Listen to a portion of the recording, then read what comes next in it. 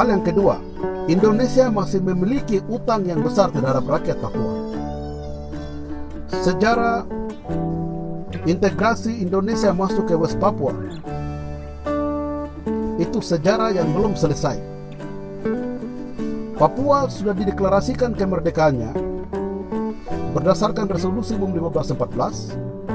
Pemerintah Belanda telah memberikan sebuah embrio yang kuat terhadap negara bangsa Papua, dan bangsa Papua dengan penuh kesadaran telah melahirkan sebuah manifesto negaranya dengan deklarasi 1 Juni 71 yang telah dirayakan oleh seluruh rakyat bangsa Papua kemarin. Integrasi Indonesia terhadap bangsa Papua yang dilakukan dari 1 Mei 1963 adalah cacat hukum.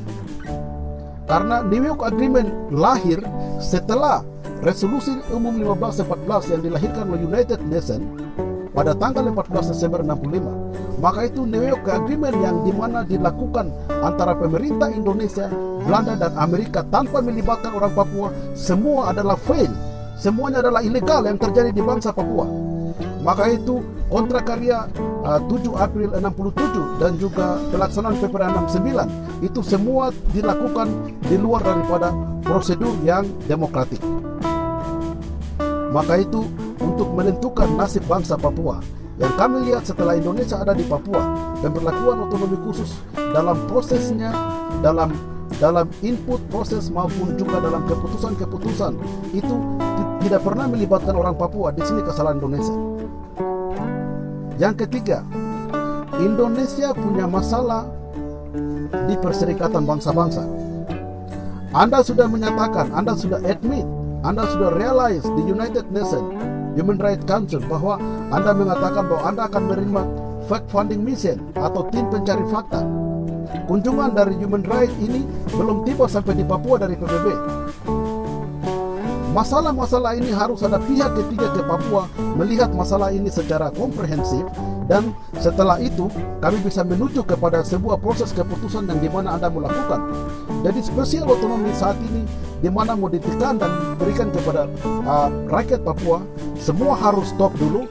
Indonesia membuka diri, rakyat Papua tenang membuka diri, dan juga kami mengundang pihak internasional masuk melakukan sebuah tim untuk mencari fakta di Papua. Sebetulnya ada masalah apa di Papua sampai setiap hari TPN tetap bisa menembak TNI, sampai setiap hari bisa ada pembantaian, pembunuhan, pencurian. Ada masalah apa? Ini harus ada pihak ketiga yang datang dari internasional untuk melihat masalah di Papua. Kami yakin bahwa Jakarta sendiri tidak akan pernah mampu untuk menyelesaikan masalah Papua. Buktinya apa? Kasus Biak berdarah, Paniai berdarah, kasus Wamena berdarah, kasus Abe Pura berdarah, belum pernah selesaikan oleh pemerintah Indonesia. Indonesia tidak mampu untuk menyelesaikan semua kasus-kasus ini.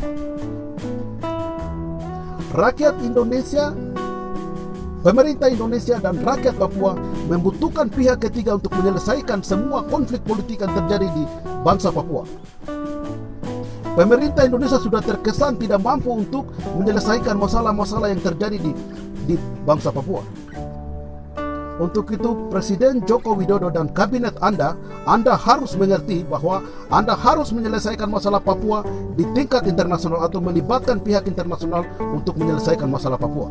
Anda sendiri sudah tidak mampu untuk menyelesaikan masalah Papua. Pesan terakhir kepada rakyat Papua. Jakarta mereka tahu kelemahan seluruh rakyat Papua, khususnya anggota-anggota DPR, MRP, gubernur dan segala macam. Jakarta tahu bahwa Anda rakus uang. Untuk itu keputusan pertama yang dilakukan oleh Pansus dan Mendagri, mereka mau meluncurkan uang. Ketika uang jalan, mereka akan menutup semua kebijakan-kebijakan yang positif untuk Anda lakukan.